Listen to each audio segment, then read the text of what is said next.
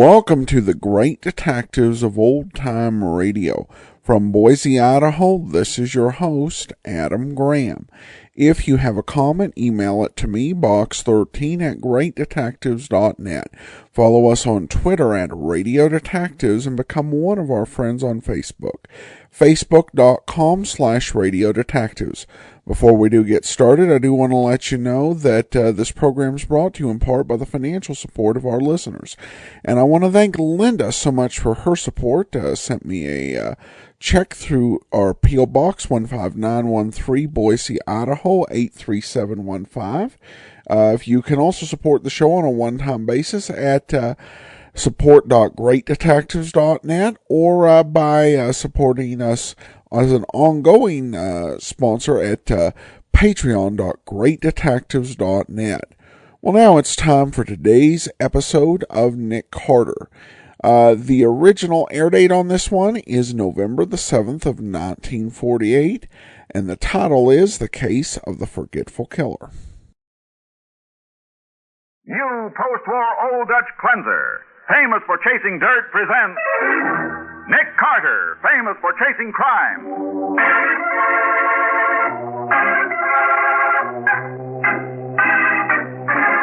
Every week at this time, two great names are joined as new post-war Old Dutch cleanser brings you one of the most resourceful and daring characters in all detective fiction, Nick Carter, Master Detective.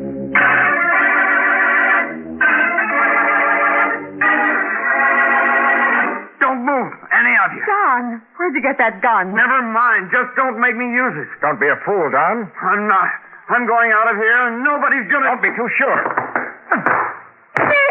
Anybody else want to try any smart tricks before I leave? Now, the case of the Forgetful Killer. Today's adventure starring Lon Clark as Nick Carter, brought to you by new post-war Old Dutch cleanser. In the back booth of a dingy bar in the slum district, a well-dressed young man takes a thick package of banknotes from his pocket and passes it across the cigarette-scarred table to the shifty-eyed little man who sits across from him. That's every cent I have in the world, Whitey. $6,000. I said 10. Where's the other $4,000? I couldn't get any more. You better get it. Remember that letter I told you about? If anything happens to me, it'll be in the hands of the DA within 24 hours. That'll be the end of you. But Whitey... I'll meet you here tomorrow night and you... I can't come here again, Whitey. If anyone should... Okay. I'll phone you at the office. Tell you where to bring it. But Whitey... I get the other $4,000 tomorrow night, or I go to the cops. And you go to the electric chair. For murder.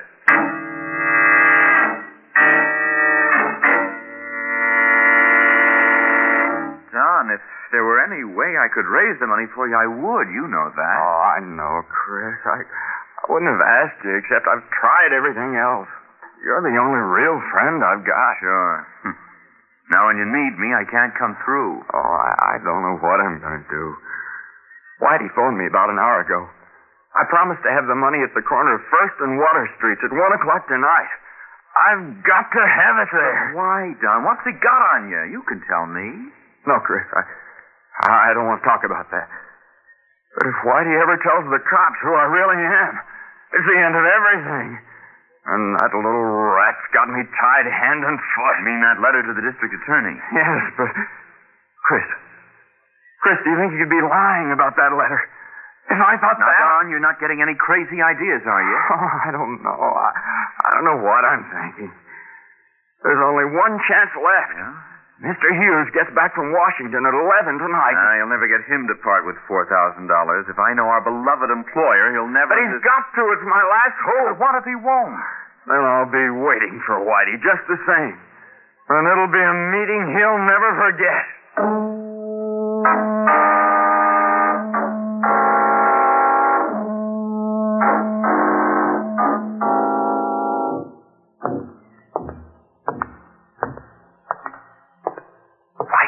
Huh? Oh, it's you, sonny boy. So dark in that doorway, couldn't see you. Okay, where's the $4,000? It's right here. Oh, no, you don't. Let go of that gun. Try and double trap me with it.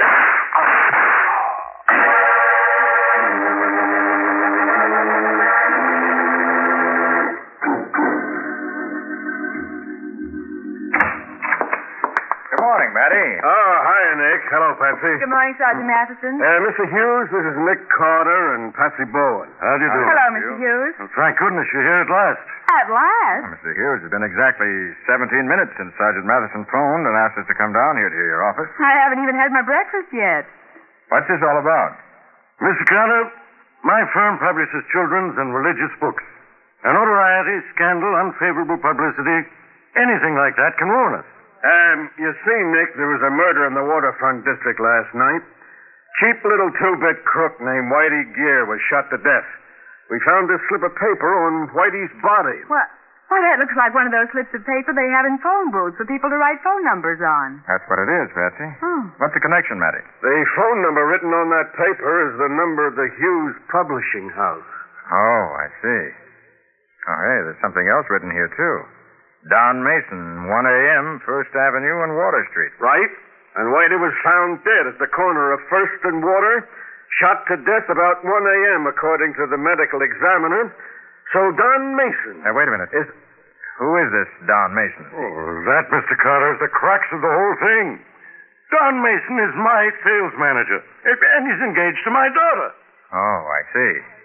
And you think Mason kept the appointment with Whitey and murdered him, huh? Of course, don't you? I wouldn't know, Matty. This slip of paper with Mason's name on it certainly doesn't convince me. Well, I don't get you. From what you tell me, I doubt that Whitey was the kind of man who'd make a memorandum about anything. Oh, phooey. He did it this time, and that's all I care about, Nick. Maybe. Look, Matty, has anybody else handled this piece of paper except you and me? I know. I took it off the body myself.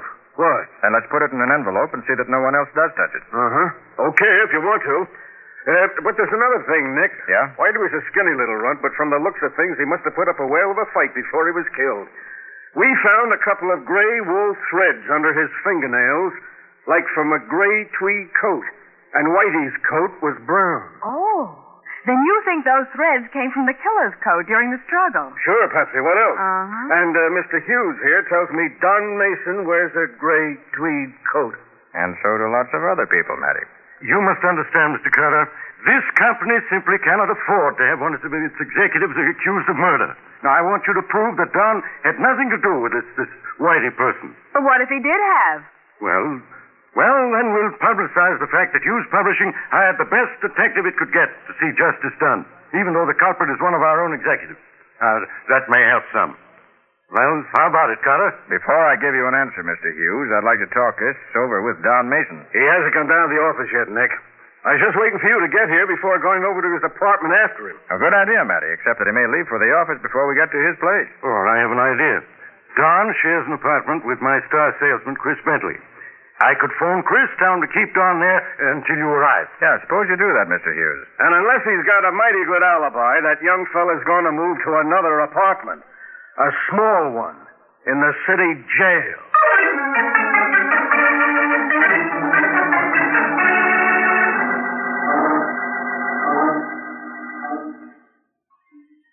Don.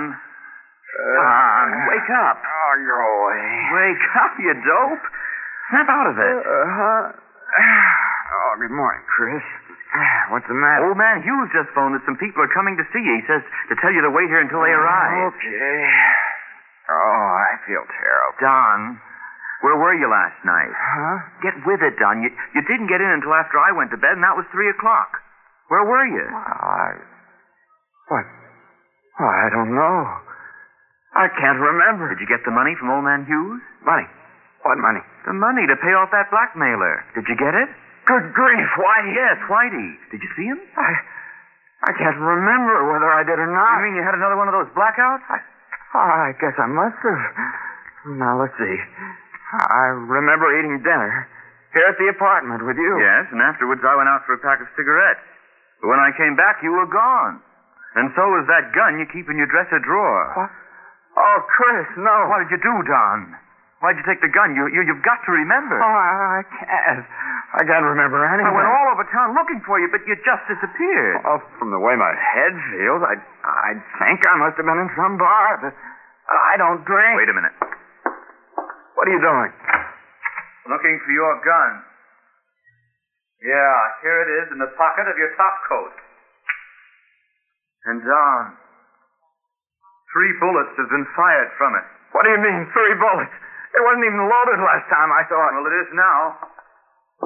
John, are you sure you didn't meet that whitey fella? I don't know. I can't remember.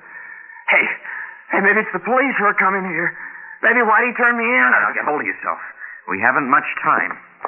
What are you doing now? I'm putting the gun on this little shelf over the door in the coat closet. Not much of a hiding place, but it'll have to do until we can get rid of it. Chris, I won't let you get mixed up in Now, this. don't be silly. Now, get this. You never even heard of this Whitey person. You were here all last night. You never left the apartment, understand? Yeah. I never left the apartment. After dinner, you and I played gin rummy and listened to the radio until 3 a.m., and then we went to bed. You were here all last night. And I'll swear to it.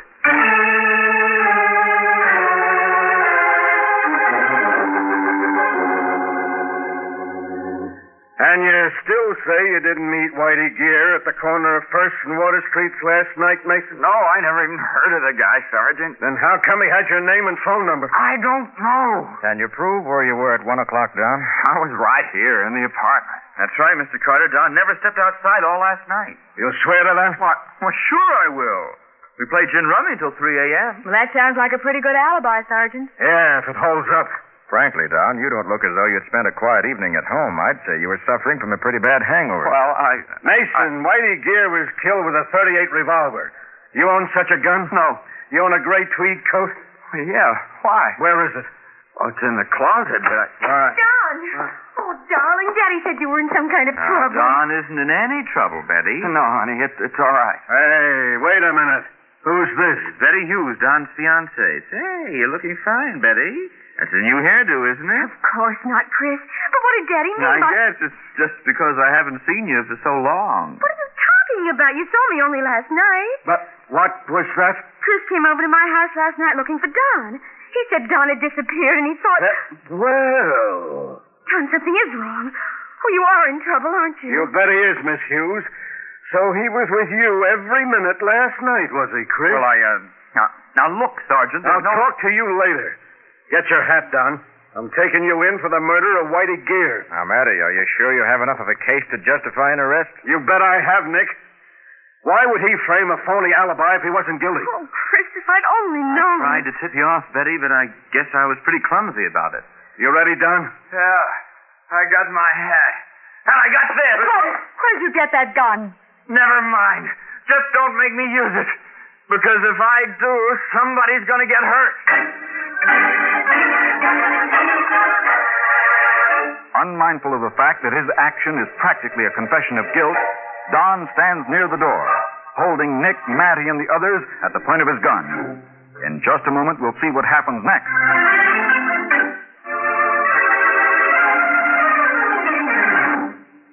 Now, back to the case of the Forgetful Killer. Today's adventure with Nick Carter, brought to you by new post-war Old Dutch Cleanser. Holding Nick, Matty, and the others at the point of his gun, Don stands beside the door to the inner room of the two-room apartment he shares with Chris. Now, get into the bedroom, all of you. Let's do as he says, Matty. No use anyone getting shot. Thanks, Mr. Carter. I want to be sure nobody's going to... don't be too sure.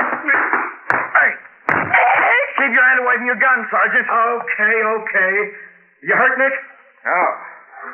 Just got the wind knocked out of me. Went down through me. That was quite a stunt, Don. I was a commando in the war.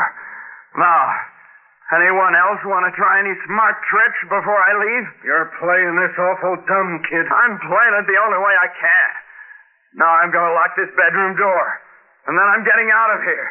And heaven help anyone who tries to follow me.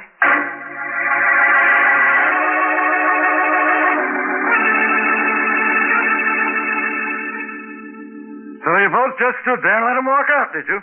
A fine pair of detectives you turned out to be. They didn't just stand there. As soon as they heard the outside door close, Nick and Sergeant Matheson were after him. Yeah, but by the time we got the door unlocked, he was out of sight. He left his wallet in the dresser, along with some small chains, keys, and so on. He won't get far without a cent in his pocket. Yeah, he left that gray tweed coat, too. I sent it down to the police lab. And if those threads under Whitey Gear's fingernails came from that coat, we'll know it in a couple of hours, Nick. That young scoundrel. When I think of all I did for him. What did you do for Don, Mr. Hughes? Why, I gave him a job, didn't I? You even promoted him to be sales manager when he wasn't in line for the job, simply because Betty was in love with him. Well, I guess she sees a mistake now. I doubt it. When a girl's in love... Oh, love fiddlesticks. Before he came along, it was Chris. For him, somebody else. How long has Don worked for you? Ever since he came here from Toronto, 1942. He was just out of the Canadian Army. I thought I was being patriotic by helping a disabled veteran. Disabled? Yeah. There wasn't anything disabled about the way he threw me clear across that room. It was a head wound. That's why they discharged him from the Army. He used to have periods when he'd black out completely. He couldn't remember where he'd been or what he'd done for hours at a time, even days. That hasn't happened for a year or so now. Well, according to Chris, it happened last night. That's why Chris tried to give him an alibi. He said whatever Don did, he wasn't responsible. Oh, the guy's just getting ready for a plea of temporary insanity, Nick. But he won't get away with it. Maybe he will, Matty. Unless you can prove a motive. I'll prove the motive. Don't you worry about that. It seems to me the first thing you've got to do is catch him. Yeah, well, I'll do that, too. Every cop in town is on the lookout for him, and 5 will get you 10. We have him rounded up inside of 24 hours.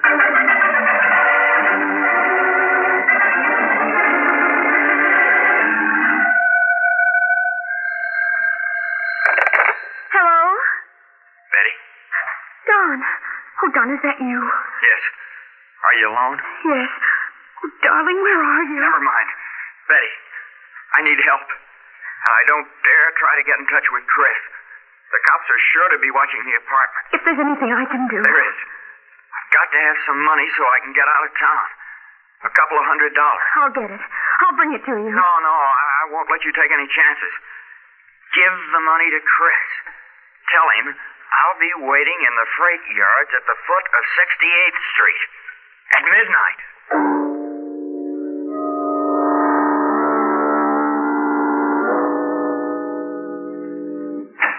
Hey, Nick. Nick, we've got it. Got what, Matty? The only thing that was missing in this case. The motive. Look at this letter. Who's it from, Sergeant? From Whitey Gear, that's who. Whitey. And let's see. Here you are. He was afraid Don might try to knock him off, so he left this with a friend to be mailed to the district attorney in case anything happened to him. DA got it in the mail about an hour ago. What are those newspaper clippings, Nick? I don't know yet. It dated Portland, Oregon, 1939. It's all there, even a picture of Don Mason. His real name is Jimmy Burke, and he's wanted for murder. Murder? Yeah, Patsy. He was mixed up with a juvenile gang in Portland that robbed a warehouse and shot the night watchman. And Don was the one who killed him? That's what this clipping says. Oh. The gun that killed the watchman was positively identified as belonging to Don. He must have escaped into Canada and joined the army there under the name of Mason, huh? You wire Portland for confirmation, Matty? Sure I did. No answer yet, Nick. Hey. Look at the handwriting on this note that was with the clippings. What about it? Well, that's Whitey Gear's handwriting. At least his name is signed to it. So what? Well, it's nothing like the handwriting on that memo you found in his pocket. Why, Nick, you're right. Hey, maybe Don wrote down the time and place he wanted to meet Whitey and then gave it to him. No, I don't think so, Matty. I have a hunch that memo was planted. Yeah? Well, the laboratory boys tested those gray threads under Whitey's fingernails, Nick, and they're definitely from Don Mason's coat. It's an airtight case. Yeah, sure. You seem to have everything except a prisoner. You haven't found any trace of Don yet, have you? No. He won't make a move until after dark. But like you said, he's got to have money. Probably he'll try to get it from Chris. And I've got all my men around that apartment. I don't think he'll go back to the apartment, Matty. What? My hunch is he'll try to contact Betty Hughes. Hey, maybe you're right. Well, I'll just plant some of the boys around the Hughes house, too. You won't have to, Matty. I phoned Walter McGlynn. He's watching the place now. Oh, well, okay. Then we got him, no matter which way he jumps.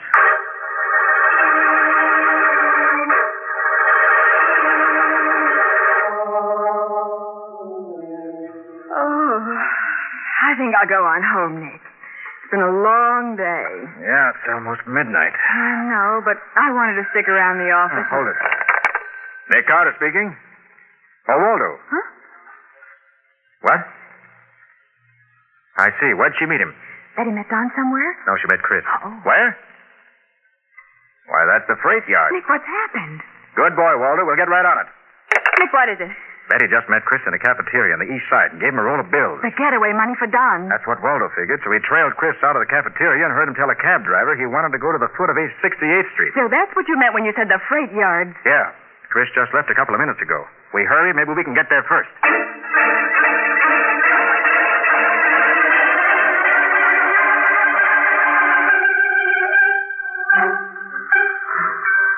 Nick. That was Chris ahead of us. I know it was. Yeah, I got a good look at him when he passed under the light. Where'd he go to? Maybe he went around the other side of this boxcar. There are a couple of 100 boxcars in this part of the yard. You can stop right where you are, Carter. Don! Thank heaven we found you, Don. I was afraid you'd Save it. Chris? Yeah, Don? Get his gun. Okay. Now, wait a minute, Chris. You're in trouble already. You help him now, that's going to make you equally guilty. Oh, what can I do, Mr. Carter? Don's making me do this at the point of a gun. Aren't you, Don? Sure I am. You got it? You bet. Don, listen to me. Don't be a fool.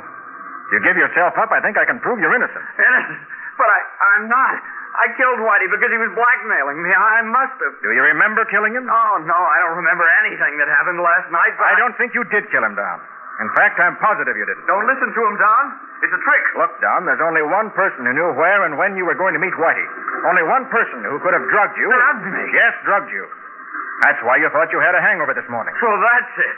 This person drugged you, then kept your appointment with Whitey wearing your gray tweed coat. Chris, it was you. Okay, let's quit playing games.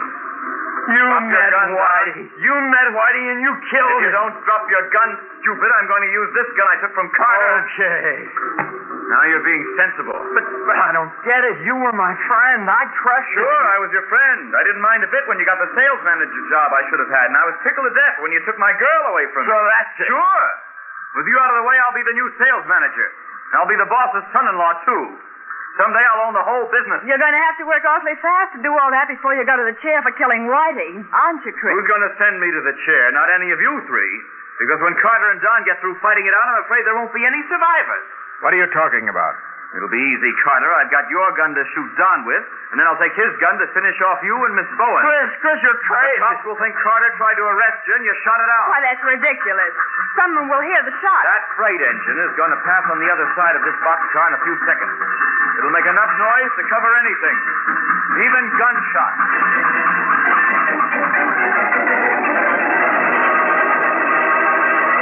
With a passing freight engine to cover the sound of gunfire, Chris's finger tightens on the trigger. We'll see what happens in just a moment.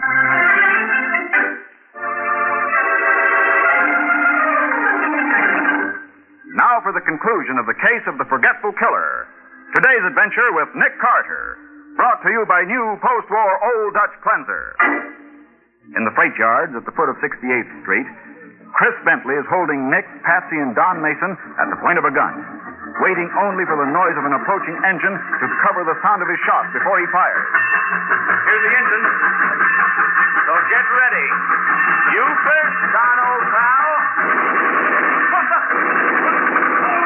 Nick, it's Sergeant Matheson. Unless you want me to punch this Tommy gun lower than this time. About time you got here, Matty. I started as soon as I got your phone call, Nick. You're not going to take me in? Nick, he's getting away. Not so fast, chum. There. That'll hold you for a while. Good work, Don. Holy mackerel, Don. What did you do to it? Didn't you recognize that stunt, Matty? It's the same one he used on me. And I can tell you from experience that Chris isn't going to do any more running away. Not for a minute or two.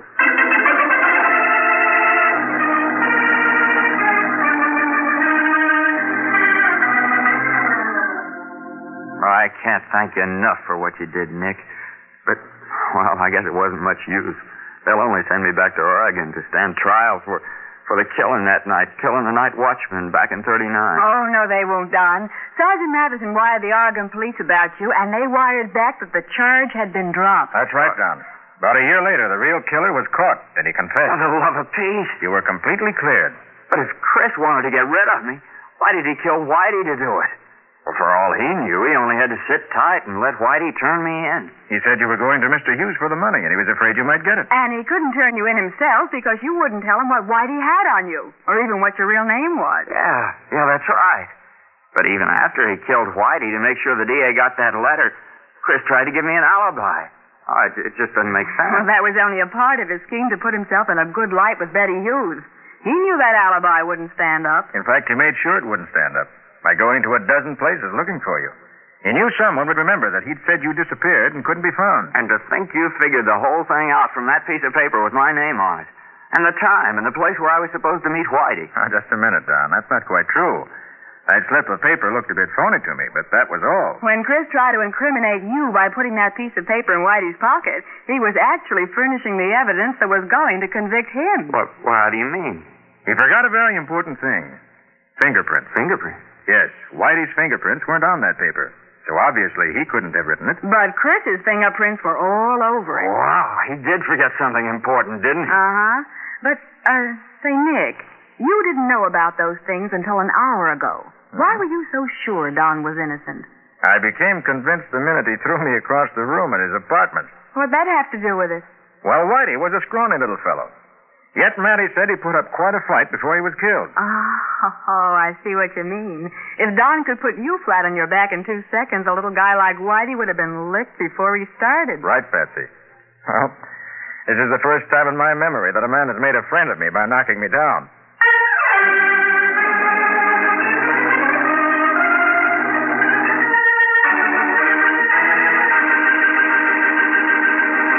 How about the adventure new post-war Old Dutch cleanser is going to bring us next week, Nick? Well, Ralph, it's about a young fellow who wanted to buy his wife a diamond ring and almost bought himself a one-way ticket to the electric chair instead. And he completely ruined my new look. Not to mention almost giving me pneumonia. Well, that was my fault.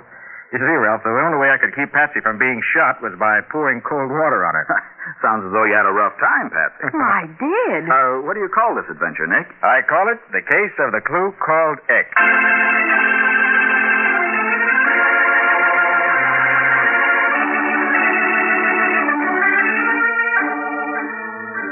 Nick Carter, Master Detective, is presented each week at this time by the Cudahy Packing Company. It is produced and directed by Jock McGregor and is copyrighted by Street and Smith Publications Incorporated. Charlotte Manson is featured as Patsy. Ed Latimer plays Matty. Today's script was written by Jim Parsons. Original music is played by Henry Silburn. This program is fictional, and any resemblance to actual persons living or dead is purely coincidental. This is Ralph Camargo saying, when minutes count, use new post-war Old Dutch cleanser.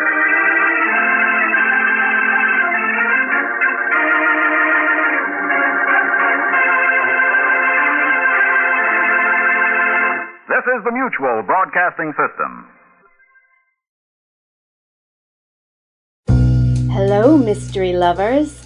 I'm Jennifer Moss, author of Town Red, the first in a series of mysteries with a metaphysical twist.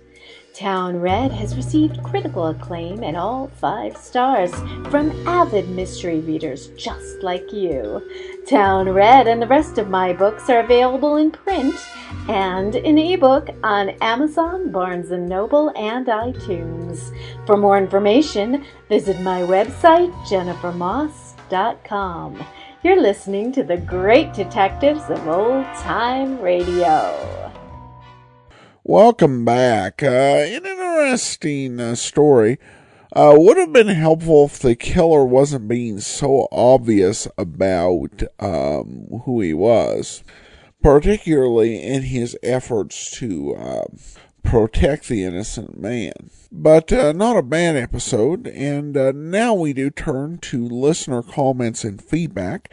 And we have this from Peter, who says, you had been broadcasting about 1.5 years when I started listening. After a few episodes, I decided to go back to day one and catch up. Well, I really did catch up this last summer. I've loved Mr. Moto, Johnny Dollar, Sherlock Holmes, and Nick Carter, and most of the other series along the way. I'm not a huge fan of Dragnet, and the lineup got old after a while. I've heard you mature in presentation and style over the years. Congratulations, you settled on a style which is still genuine, but without the excessive ums and roughness of the early days. Well, thanks so much, Peter. Definitely appreciate your kind remarks. And it's always gratifying to hear from people who have been listening long enough to be able to hear progress. So I always appreciate that. All right, well, that will do it for today. Join us back here tomorrow for yours truly, Johnny Dollar, and next Thursday, another episode of Nick Carter. In the meantime, do send your comments to Box 13 at greatdetectives.net. Follow us on Twitter at Radio Detectives and become one of our friends on Facebook,